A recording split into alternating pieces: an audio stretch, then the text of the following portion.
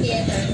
Paso, tagabak ng floor, nagsastock po ng mga upuan at syempre wardrobe. And then po, nung time na yun, meron pong atelier si Kuya Franny na nag-aagawa po siya mga gown. Nagturo po sa akin, naging sa production is wardrobe. Nung nag-take our shop po sa Manila, galing po yun sa Singapore. Produce po ng Singapore Repertory Theater yung We're Playing Our Songs na imamount sa Philippines. So sumali po kami doon as production, as wardrobe po. So, it was led by Leah Salonga and Adrian Pang. After Leah went to West End for Miss Saigon, umuwi na siya ng Philippines to do theater po. Yun po yung na ginawa, yung We're Playing Our Songs sa AFP Theater. So, wala ka pa rin doon? Hindi pa rin sa theater? Hindi po, nag-wardrobe po ako kay Miss. The scenes ka lang? Ako po yung wardrobe ni Miss Leah Salonga. How was it?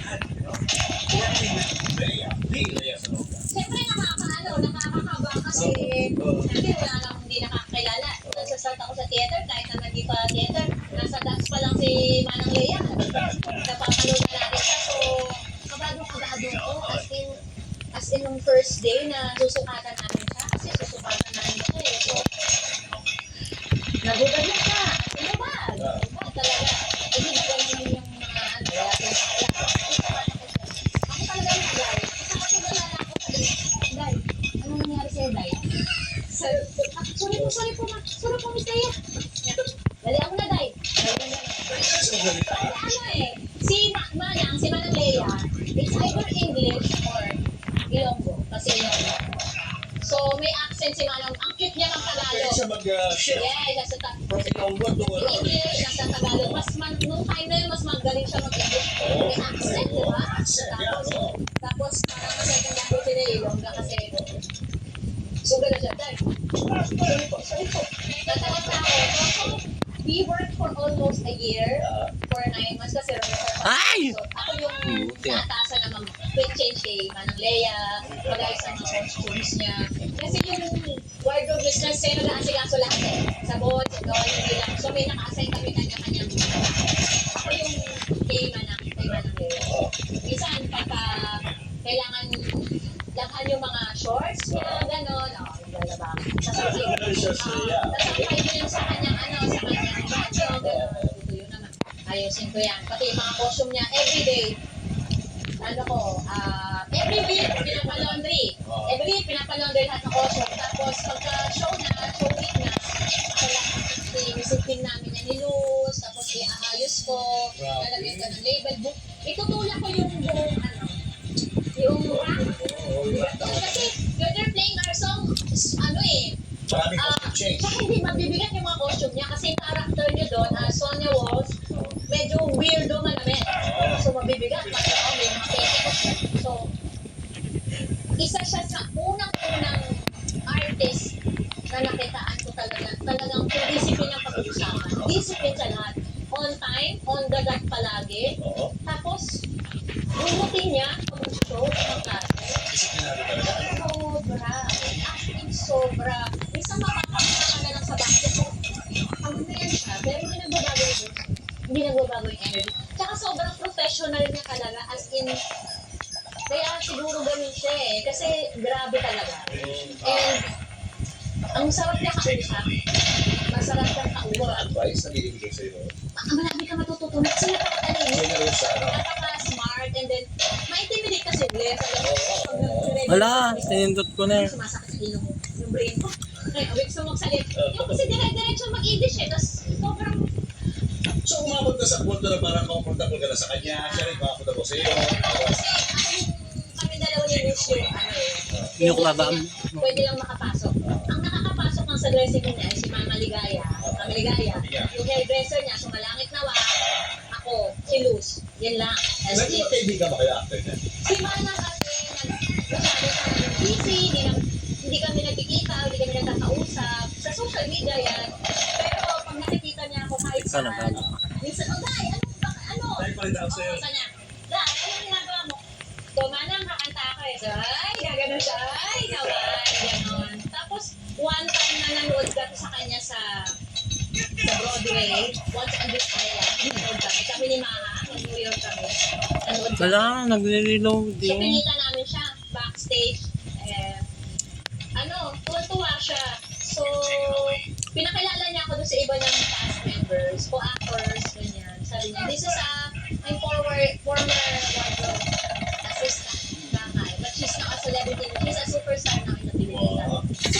So, parang ako na, gano'n sa gumawa ng superstar. Ako nag-expect sila na, sumya dahil. She's a theater actor. Gano'n siya actress siya din and proud. Kaya pag nakikita kami, minsan ako yung nahihiya. Ako ba dahil ka? Gano'n lang yun. Gano'n siya. But you've never worked with her together. Again, yeah, hindi pa. Di ba, no? Hindi pa. Pero pag Tumawa kayo. pero ako kasi bibigyan ako ng pagkakataon ng wardrobe agad. Ulit, mag-wardrobe ako. Oo. Pili na sa loob lang at saka kay Ate Regine, sa kanila lang mag-wardrobe. Kasi magaling ako mag-wardrobe. Kaya ko nga nag-inagin doon at adjust ng damit. 40 ko yan. So, kahit walang bayan, mag-wardrobe. Yeah. Kasi sobrang bilang ko silang dalawa. Sobrang bilang ko rin yung mana. And, syempre, pangarap ko din na makatrabaho siya sa isang pelikula. Paano mo naman? The different designers from across the Luzon Island for the Ternopon mentorship and workshop program. Tapos ito po, nag-focus na exhibit ko kasi perfect. Si Perfect ay napahanda ng ating apunan. Dayon ko na sa ating mga guardian. Pangit. Si Ambrosio ngayon. Si Ambrosio Rizares Bautista po ang may akta na Act of Declaration of Philippine Independence. Siya po ay taga-Binyan. At siya po ang kauna-unahang Pilipinas na nagpapagawa ng matawag ng Pilipinas. Yes. Hindi po sa Emilio Aguinaldo. Yes, siya ang unang humawak. Huwag kayong umaano dyan, Emilio Aguinaldo. So, nandito tayo ngayon. Alam niyo, nagugulat. Hindi ganito yung sura nito dati. Mga moving lang po. Ang ganda kasi na-utilize ng maayos. Hindi pang personal na use lang. Kundi nakikita ng mga estudyante, ng mga local, ng mga tourist, na ito yung historical background. No? Nakalagay dyan, historic Alberto Mansion. Yan. Bahay ng ina ni Ricardo. Gago ka.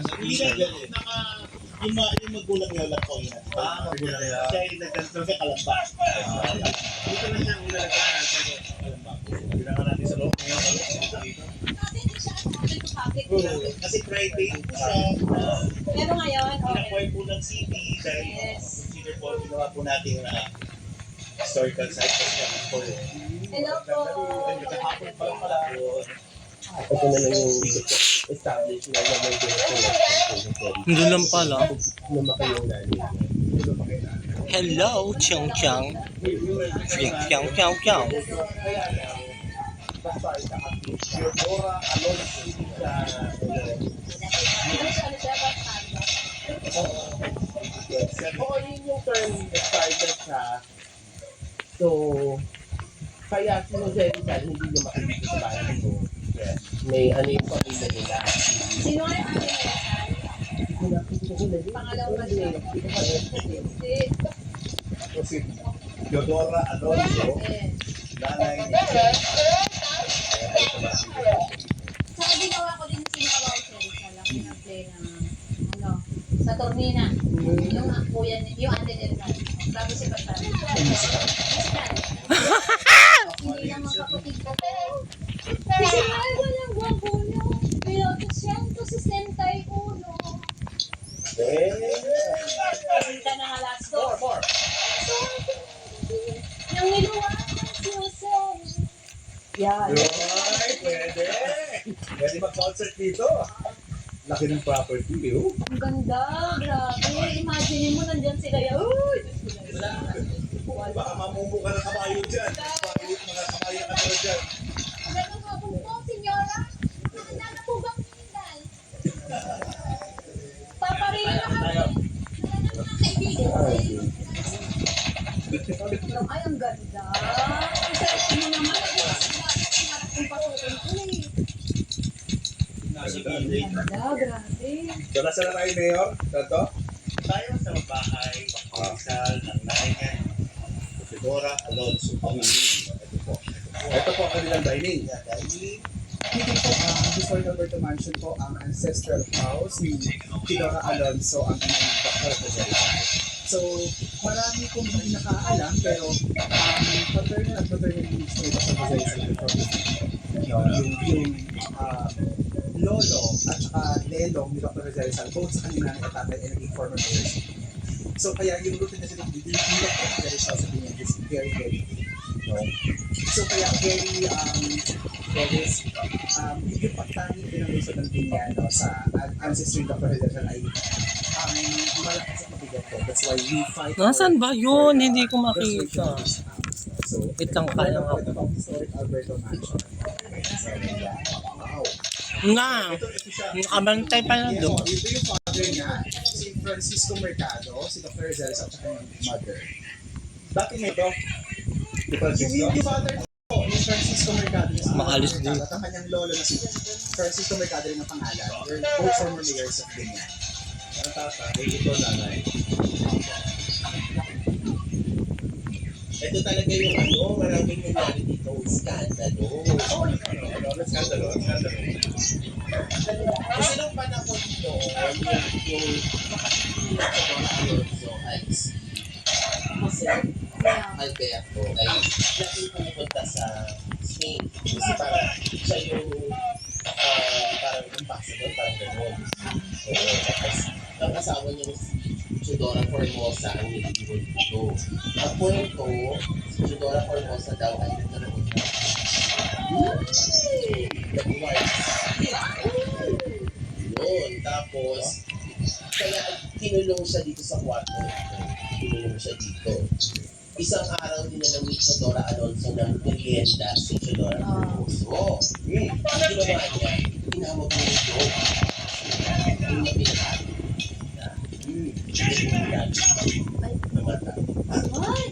So, pinagbintangan ni Chudora Formoso si Chudora Alonso na lalasuin siya. Kaya, nakulong si Chudora Alonso.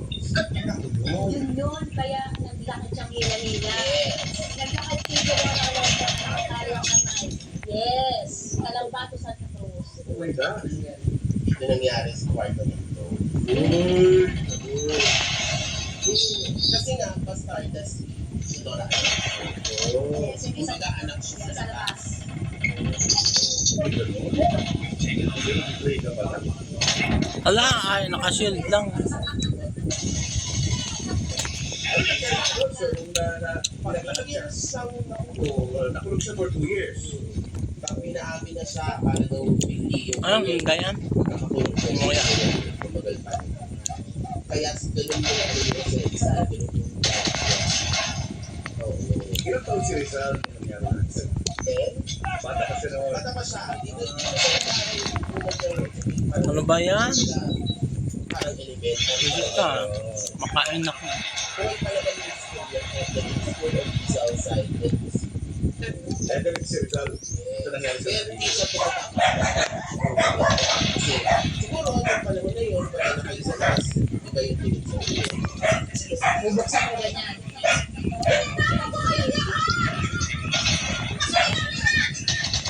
Ala, binalil niya.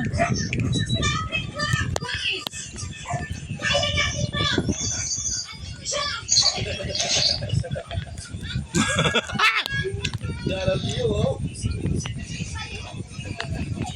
Oh, kaway. Hello.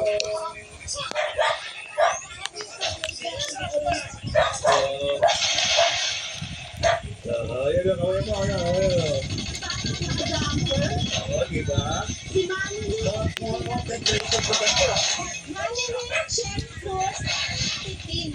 Ayun. Ayan sila, oh. Si Alberto, ay yung pinaka-favorite. Center na yun, ang gitna.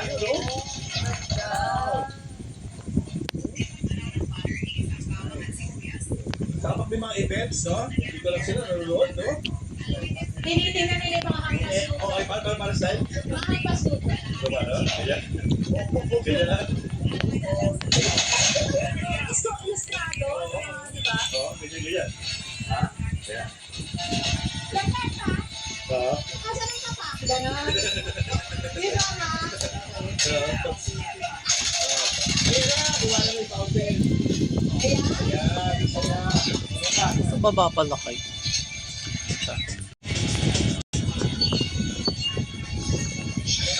Pero hindi ko sa bansin ko po ba yung aming stage parang hindi ng bakya. Ah, ulo ng bakya. Pala ay ginagano. During the time of the former mayor then about the vice mayor was Ay, naku pa. Congressman demanding na po Kasi ang ganda, sayang kasi heritage. pero for the longest time nag-ilis na ganun yata dito 10 years na pinag-ilis dito sa session doon na 37 Sayang siya. Hindi ko maya, ginakon talaga ng Oo, kasi nagkaroon mo, hindi nakakita. sa bayan, ang nakaya Marami na sila Power of eminent domain. Oo, kasi power of eminent domain, kapag may mga historical landmark, it's owned by the people. It's owned by the people. Nasa law natin yan. ay Kumayag sila na kinausap nila. Diba? Buisit! Alaala. talaga Ayaw na nilang malaman na gano'n. Ang daming mga dapat ng history yun eh wala, tsaka Korean hindi election kung dito landmark eh. Dahil po part siya nito. Ito na lang ang nakakain ng meron collection benefits. ay wala Lahat ay nakakain. Ito pa lang ba? Ano na yun eh. Replica na lang nila. Kasi ang pare nila nasira. Pero sigpitan, restore din yun. Yung tinatawag nyo sa sobrang. Ito na lang yung totoong bahay na nakapaka nila. Na tinira nila. Dapat talagang iamit ko talaga sa Talaga ng aming lagi sa papakinabangan namin ng mga taga-Binyan next generation, no? before namin kapatid. Lalo din sa next generation, Doon, ngayon, lahat ng klase ng tao nakapasok sa atin. Dinaanan lang. sa totoong buhay, ayoko talaga mag-artista. Gusto ko maging abogado. Gusto ko maging dancer, writer, tsaka abogado. alam mo lahat Talaga, yun talaga ang pangarap ko. Hala! Umabot na. Wala namang pera. Tanga-tanga. Saan mag-aaral? So, Tayong lahat. ayun na. Kaya ang unang tanong ko, ano ko siya pag ginagano sa'yo? Magkano sweldo? Ginagano ko, magkano sweldo po? Minute na si Ricky Rivero. Sa isa, sinunod ako sa iyo. Tapos, punta kami sa office na Derek Lawrence. And si Derek Lawrence, ganyan. Siyempre, nakabahan ako. Pero iba pa rin kasi yun eh. Siyempre, di ba? Theater sabi ko. Pero si Derek Lawrence, yun, alam mo yun, alala mo yun, di ba? Derek Lawrence Jogi. So, ito naman, sabi ko, masayo na yung script. Pinabasa ko na yung character na Lilibet. Magiging best friend ni Bea. Binasa ko lang na stage. Ganyan, o ganito, ganyan. Gusto ko siya sa kakatagal. Eh, nakakasama na yung script eh. Nilalain ko natin yung script. Nag-inchik. So, binasa ko, ay, kung mga salata ako, isang tinaw ko, gano'n ako. Tapos tawa siya ng tawa. Tigil pa yung tawa niya na, hindi ako masyadong magpapakita na ganito, ganyan. Pero nagtatawa na talaga siya. Tapos, sabi niya, kasi, galing mo mag-Chinese, Rick, ano lang yun. Hindi ko tao Chinese. Ay, buisit. Binasa ko na, sabi mo, kasi Tay. sabi ko ng Chinese, wala ko ba sa Chinese? Inano ko lang sa, sige na, mag-take ka na sa Lunes. wow Ganon. bilis ha Ano ba yan ang iba?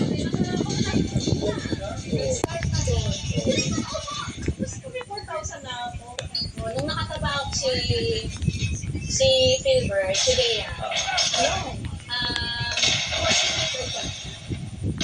batang bata. Sobrang challenge sa kanila. Enjoy na enjoy ako sa Ala, tinutok ko na. And kami nila Bea, naging magkaibigan kayo oo, nagkaibigan kami. Tsaka masaya. Masaya. Masarap kasi makatrabaho kuya pag lalo na sa teleserye. Very exhausting yung the works of, Hey, nawala. taping ng teleserye. Patay. Iba yun sa film eh. Ito kasi dire-diretso, kailangan yung character mo na maintain Na. mo every taping. Lahat ng requirement ba ng pang-arte, kailangan patience. So masarap na kayo lahat, harmonious yung relationship nyo within the group. within the environment of the show. Wala ka naging experience na hindi maganda sa paggawa sa mga teleserye. Meron naman ako mga naging experience ng mga first. Ano ba unforgettable na hindi magandang experience? Parang sa costume na meron pala silang gusto Patayin niyo. na hindi nasabi, late na nasabi. Papunta na ako. Siyempre, sumasakay-sakay na ako sa bus, sumasakay ako sa service. Malay ko ba, ang service, dumadating na alas 5. Hi! Kanina Sasabay ka ka sa pa cruise, sa bro. mga staff, di ba? Parang hinanap pala silang costume. Eh, ang sumakit lang siya, ito lang po kasi yung game mo, requirement. Ganyan na lang ako. Padel ko lang sa'yo pala, nagsubo na dun sa boss. Ito na, dumadating yung 80. At saka yung parang art director. Nasa gilid na ako. Sino ka? Bigla ko gano'n.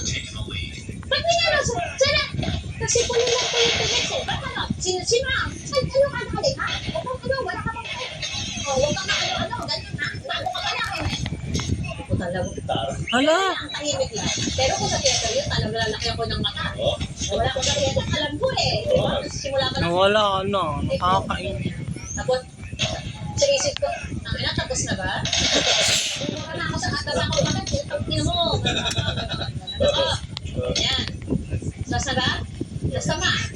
Tumigil na, lumayas na. Pumunta ako sa place sa Sakay. Doon ako, pumasok sa bagay, doon ako. Hindi na matay Kasi ka. yung magdayo kasama ko. Tapos, Cheng, magkasama na kami sa kayo tagal ng hintay. Ano nangyari sa isip? Ano yun? Dead na. Nasa utak ko talaga. Ano kung makaalis dito? Hindi yun, kuya. Ang galing ako, may lakas. Yun lagi ang Yun ang motivation mo. Yun ang mindset ko. Ganun ba? Ay, no? Ang ilang show mo yan? Ano to, guesting lang to eh. Casting lang daw. Casting lang yan, tapos ginanong ka? Ganun talaga ang Ala, walang bala. Antayin. Tangin mo yan. Pa-insure ka. Ano namin na maalala ka kayo. Oo. Oh. Kasi direct ko yung director. Wala kasi director. Bakit tinatamaan mo kami? So, nandun. Tuwan-tuwa si director. Ako na binubugbog nila. Hanggang sa igigis ako ng igigis ulit. Kasi gusto ni Direk eh. Babait na sila ng babait sa akin. Ito pa sila. Oo, nalilitay mo lagi. Amo, Babait na sila ng babait buwisit. hanggang sa ganyan. Tapos nung time na... Nanalo pa din ng best kill at least. Wala, murang-mura mo ako. Ginandun-ganun mo ako dati. Matuwag mo na yun. Huwag na alalahanin yun. Ginaganon-ganon. Ganon na kami mag-usap.